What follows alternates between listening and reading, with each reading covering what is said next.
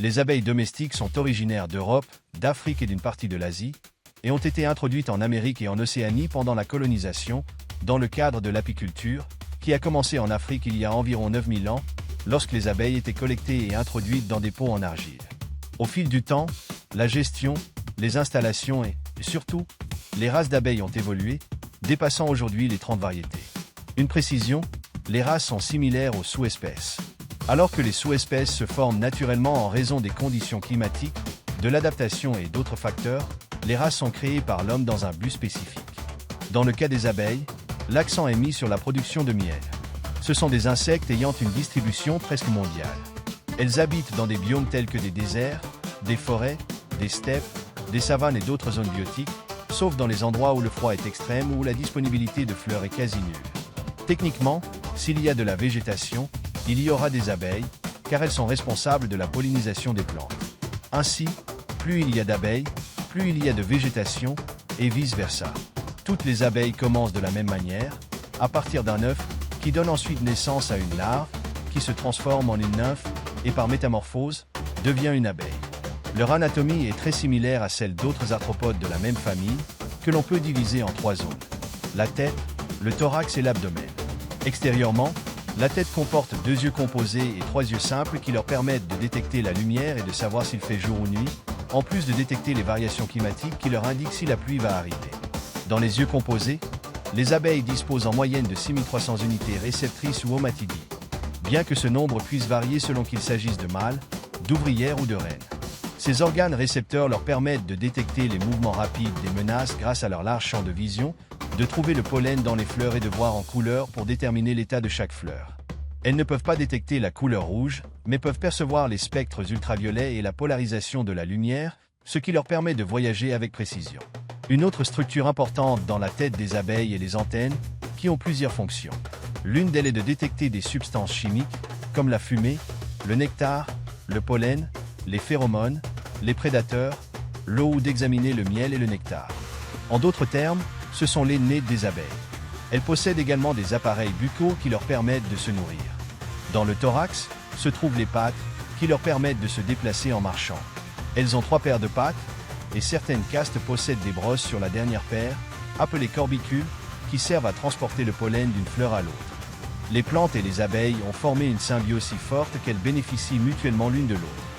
Les abeilles ont également 2 paires d'ailes qui leur permettent de voler. Bien qu'elles soient petites par rapport à leur corps, elles les compensent en battant des ailes jusqu'à 240 fois par seconde, presque 2 fois plus que la plupart des insectes. Cela implique une grande dépense d'énergie qu'elles compensent avec leur alimentation basée sur les sucres, qui fournissent une grande quantité d'énergie en peu de temps par rapport aux graisses et aux protéines.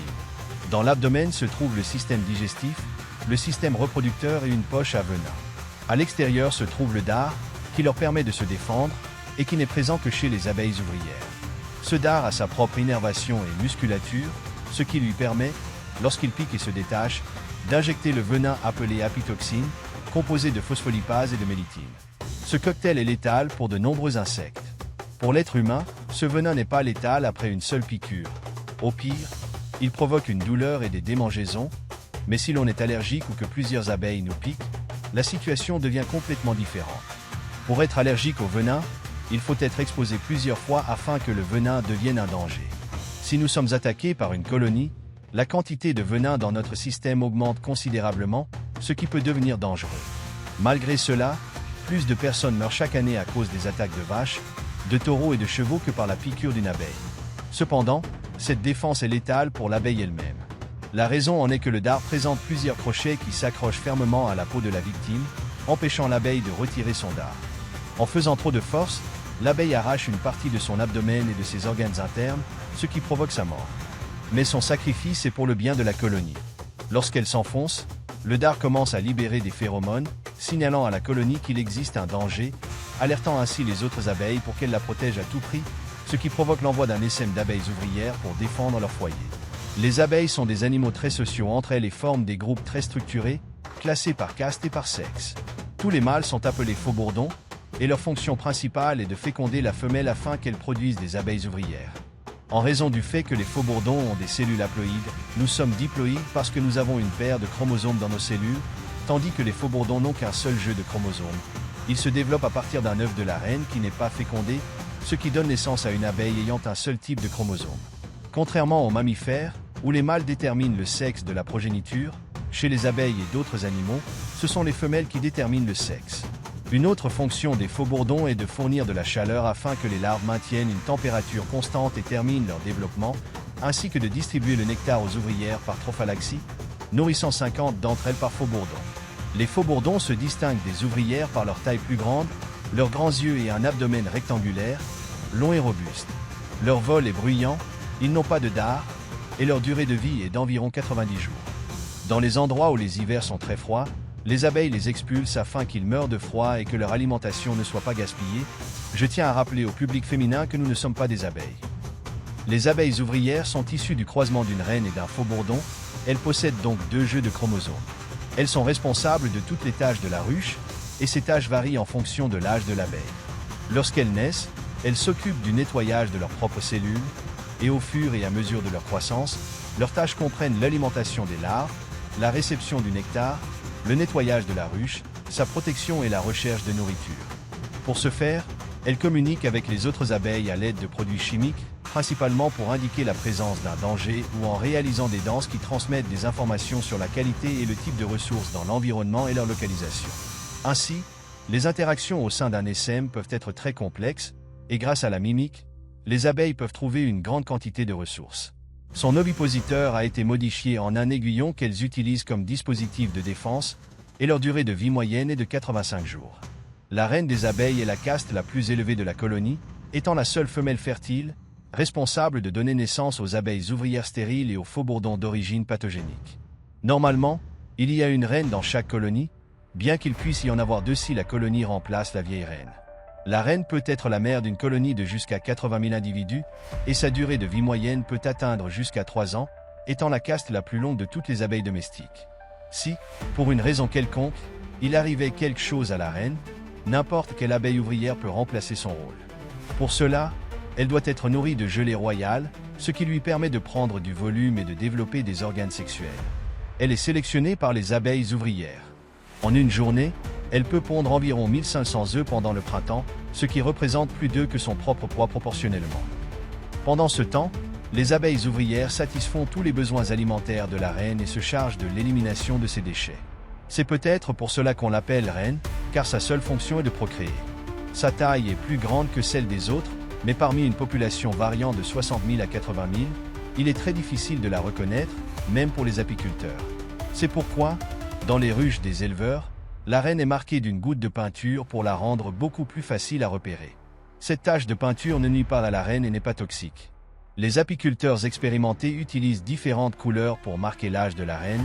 Lorsqu'elle vieillit, ils la remplacent par une plus jeune. Les abeilles produisent une grande quantité de produits que les humains utilisent depuis des milliers d'années. Le principal d'entre eux est le miel, qu'elles produisent à partir du nectar des fleurs qu'elles consomment. En se mélangeant au fluide gastrique, le nectar est régurgité, éliminant une portion d'eau, bien qu'il soit peut-être préférable de la manger plutôt que de savoir comment elle est produite. Le miel est éliminé presque totalement par le battement des ailes et est stocké pour être consommé lorsque les conditions climatiques ne sont pas favorables. Ce qui est curieux, c'est qu'elles stockent une grande quantité de miel, bien plus que ce dont elles ont réellement besoin, donc prendre une portion de ce miel ne nuit pas aux abeilles. Elles produisent également de la cire, qu'elles obtiennent de 8 glandes situées dans les segments de l'abdomen. Elles l'utilisent comme incubateur pour les œufs, formant un motif très particulier. Nous, les êtres humains, avons appris à utiliser cette cire pour créer des bougies, des revêtements alimentaires et d'autres objets. Cela n'affecte pas la colonie, car lorsqu'elle pond des œufs, un nouveau segment se forme. Si l'on considère qu'elle pond jusqu'à 1500 œufs par jour, nous aidons techniquement les abeilles en nettoyant la ruche de la cire excédentaire. Ce processus se répète pour de nombreux autres produits que les abeilles produisent et que nous avons appris à utiliser, nous en bénéficions énormément. Les principaux pays producteurs de ces produits sont l'Argentine, les États-Unis, l'Allemagne, le Mexique, la Hongrie et l'Espagne. Les abeilles tombent aussi malades et peuvent contracter des maladies comme la varroa, un acarien qui provoque la mort des larves ou un mauvais développement des abeilles. Le problème est qu'en utilisant des médicaments pour éliminer les arthropodes, leur traitement est largement limité. À la recherche d'une solution pour stopper ces maladies, une expérimentation a été réalisée au Brésil, en croisant des abeilles domestiques avec une sous-espèce africaine plus agressive. Leur production de miel est inférieure, mais elles sont plus résistantes aux maladies et de meilleures récolteuses. Je répète, il s'agissait d'une expérience. Cependant, certaines de ces colonies se sont échappées et ont colonisé une grande partie du territoire américain, provoquant une adaptation rapide de ces espèces à leur nouvel environnement. Elles ont commencé à former des ruches dans les villes et sont devenues connues pour leur agressivité, ce qui leur a donné de la popularité, mais l'a aussi entraîné plusieurs problèmes. Par exemple, de nombreuses ruches puants ont commencé à se reproduire avec elles, ce qui a réduit la production de nombreux apiculteurs. De plus, certaines ruches entières ont quitté leurs essaims d'origine à cause de l'agressivité des abeilles africaines. Ce qui semblait au départ être une solution est devenu un grave problème, et la question des maladies persiste encore. Malgré tout, une population élevée d'abeilles est maintenue, et grâce aux apiculteurs, un équilibre prospère est conservé entre la production intensive et la nature, aidant la planète à maintenir une population végétale stable. Sans les abeilles, la planète ne serait pas ce que nous connaissons aujourd'hui. Ce sont des visiteurs floraux généralistes et elles pollinisent une grande variété de plantes. J'espère que la vidéo vous a plu. Si c'est le cas, laissez un like et partagez-la pour que plus de gens connaissent cette chaîne. Je vous laisse mes réseaux sociaux pour que l'on reste en contact, et c'est par ce biais que je ferai les annonces concernant la chaîne. Si vous êtes nouveau, je vous invite à vous abonner.